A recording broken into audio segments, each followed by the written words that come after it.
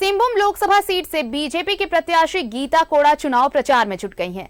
अपने प्रचार प्रसार के दौरान गीता कोड़ा चाईबासा के किरीबुरू पहुंची। इस दौरान गीता कोड़ा ने विभिन्न क्षेत्रों का दौरा किया, साथ ही मतदाताओं से बीजेपी के पक्ष में वोट अपील की। वहीं बीजेपी में शामिल होने के सवाल का जवाब देते हुए उन्होंने कहा कि प्रधानमंत्री नरेंद्र मोदी के कार्य से प्रभावित होकर उन्होंने बीजेपी का दामन थामा है।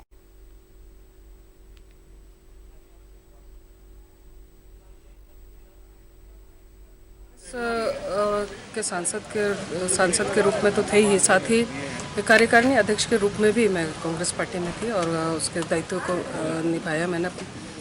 लेकिन उस पार्टी में न जनता के प्रति सोच है, न अपने कार्यकर्ताओं के प्रति सोच है, ना ही उनके पास जो समस्याओं को लेकर के हम लोग गए कभी उस पर उन्होंने चिंतन किया।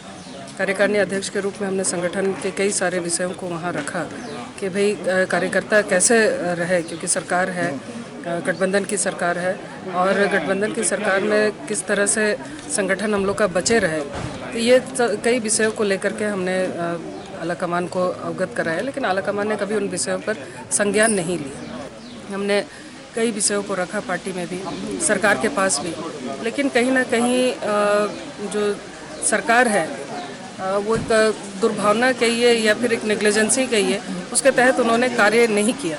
हमने बेरोजगारी का मुद्दा उठाया। माननीय मुख्यमंत्री हेमंत सोरेन जी जब यहाँ आए उस वक्त भी हमने बेरोजगारी का मुद्दा उठाया कि लोग यहाँ से पलायन कर रहे हैं, यहीं पर उनका रोजगार सुनिश्चित किया जाए, बंद खदानों को खोला जाए।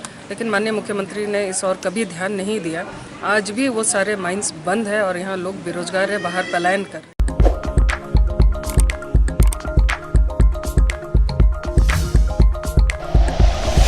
Like and share videos, subscribe करें हमारा चैनल और प्रेस करें बेल आइकॉन। News 11 भारत, सच है तो दिखेगा।